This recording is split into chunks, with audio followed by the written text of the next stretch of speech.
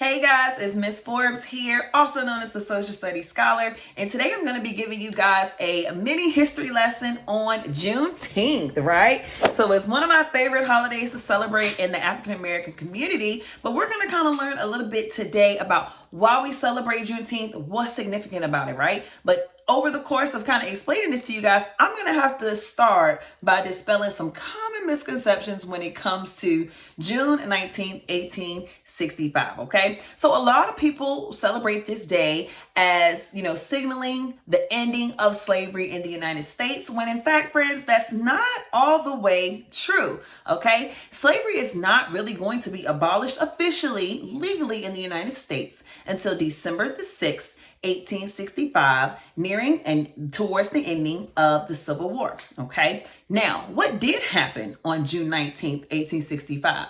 Well, this is the day that the enslaved community in Galveston, Texas was read General Order Number 3 from a Union general named Gordon Granger. And I'm going to read it out to you guys. Okay. It reads as follows. The people are informed that in accordance with the proclamation from the executive of the United States, all slaves are free.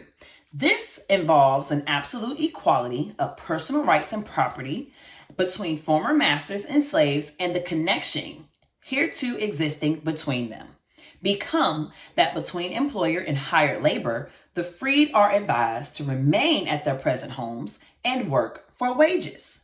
They are informed that they will not be allowed to collect at military posts, and they will not be supported in idleness either there or elsewhere.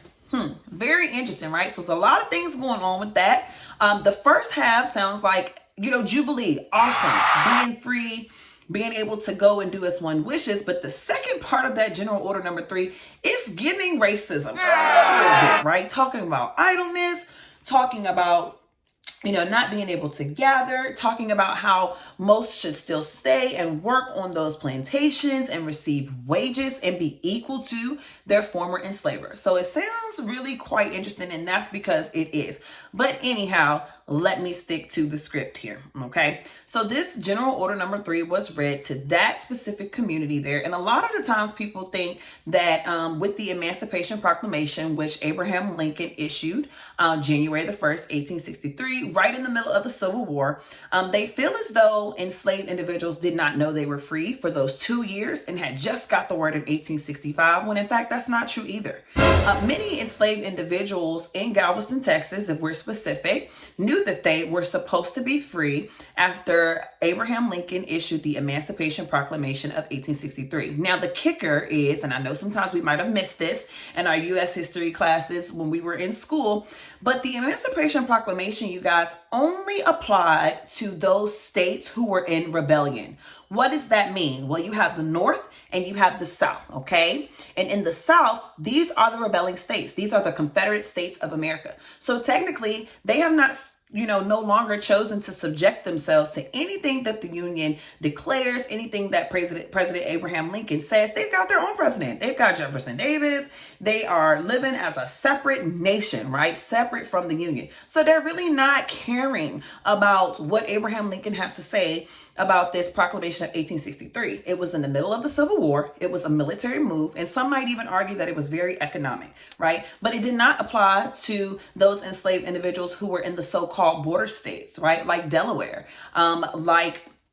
different areas, Kentucky, Maryland, or Missouri, okay? So it didn't really apply to those states, only to those in rebellion. So that means that most individuals who were in those border states or elsewhere were still enslaved, even after the Emancipation Proclamation was issued, right? And then slavery, like I said before, is not going to be officially abolished until December the 6th, 1865, okay? So let's kind of go back to this idea that the enslaved community in Galveston, Texas did not know that they were free. They actually did. What the issue is, just a couple of issues that was going on. What one of the issues is that in that area, there were local laws against manumission. Well, what is manumission? Manumission is the legal release of an individual, an enslaved individual or group of enslaved individuals from slavery at a time where slavery is law. So for example, let's say you had a slave owner, let's say it's Civil War. At this time, slavery is legal, period. But let's say that slave owner or master had a will, and in that will they wrote that upon their death, they would like for their slaves to be freed, etc., etc. That is an example of manumission. Why? Because slavery is still legal, and it is the legal release of enslaved individuals. So those laws really prohibited, individuals from actually going and living that free life. At this time, there's a lot of conflict between what the federal government says, even what the union, says, and what local and state laws say. And that's something that's going to continue well through the Civil War, Reconstruction, so on and so forth. Okay, so that was one of the issues. The second issue is that even though planters and everyone else and their mama basically heard about the Emancipation Proclamation, you have some planters who say, well, I need to get another crop in. I need to get another harvest in. So no, I'm not allowing these people to leave, right? And so many of them were successful in that and making sure that they did get another harvest before they were to release, the enslaved individuals that they own. Okay. So those are two things. And, it's very important for us to understand that while this may not be the day that slavery is officially abolished in the United States, it is a day that represents hope, right? Hope for the future, especially for those who were enslaved. And could you just imagine being enslaved and the brutality of slavery, and then for someone to actually come and tell you, hey, just to let you know, you are free to go, right? You are considered to be equal to your former enslaver. You can go. Now, there are many challenges that come with that, right? Because you're talking about freeing a group of people who have been in bondage for years and years. There's the talk about resources. What are they going to do afterward, et cetera, et cetera. That's a whole nother beast to tackle. But June 19th, 1865, you guys, represents Jubilee for those ancestors, right? I do it for the ancestors, honestly. And that feeling that they had when it came to hearing those words, freedom, liberty, you can go and do. That was really big for them, you guys.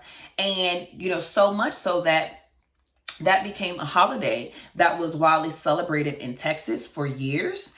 And other states and localities have also begun to celebrate some form of Emancipation Day, right? It could be specific to their locality. For example, Washington, D.C. on April the 16th celebrates basically Emancipation Day, which signifies when Abraham Lincoln signed the District of Columbia Emancipation Act in 1862. He did so about 8.5 to 9 months before he issued the Emancipation Proclamation. So slavery had been outlawed in D.C. before the Emancipation Proclamation was even put into effect. So that is, for example, a day that Washington, D.C. celebrates, okay? So there are different dates that are associated with emancipation for different areas in our country.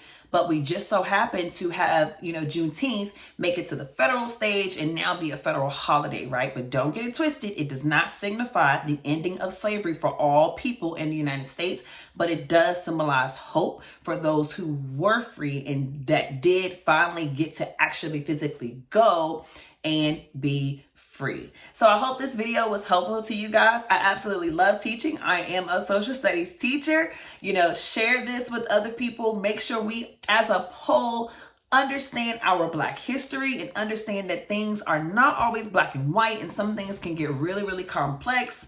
And in this case, Juneteenth just happens to be one of those days. But y'all have fun, have your cookouts, live it up. I'm going to be rocking my Juneteenth. It's my Independence Day shirt, okay, from the Scholar Shop. You guys can follow me on Instagram at Social Studies Scholar. And in my link, in my bio, you will find all the links that you need to my Etsy shop and elsewhere to purchase your gear so that you can be ready for Juneteenth as well.